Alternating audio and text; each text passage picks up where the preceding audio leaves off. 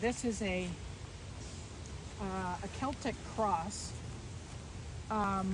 There was sort of a fashion for Celtic crosses, even by people who were not Catholic or Irish.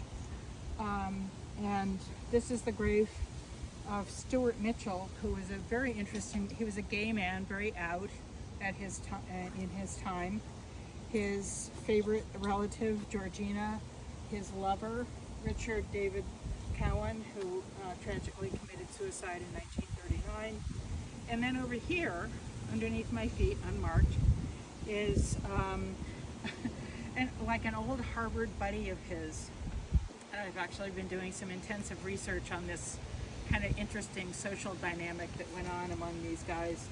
But poor Arthur died penniless, but somebody knew that he had waiting for him a spot here at Mount Auburn Cemetery by grace of Stewart Mitchell, who knew that he would otherwise be probably put in a, pauper's grave somewhere. But they never marked his name. Yeah, you have to pay for that. And there was nobody. Stewart died first. He died in 1957. Arthur died in the late 60s, I think 68 or 69. So why hasn't someone come along and marked it? Is it just sort of a history thing now at this point? Well, it's just, somebody has to pay for that, and unless there's family, and this was a gay man who had no children. Arthur was alienated from his only daughter, so there just wasn't anybody to do it. And he's not famous, so if he suddenly became famous, maybe they would find the money. What's his last name? This guy? McComb, McComb, Arthur McComb.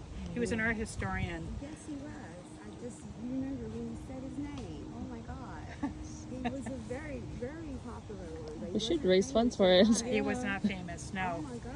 He's a really interesting guy. I was just at the Yale Archives researching his letters. He was the most, the reason I think he's buried here, he was the most prolific correspondent you can imagine. I mean, one guy has something like 700 letters from him over the course of his life. You're just like, wow, how do you have time to breathe?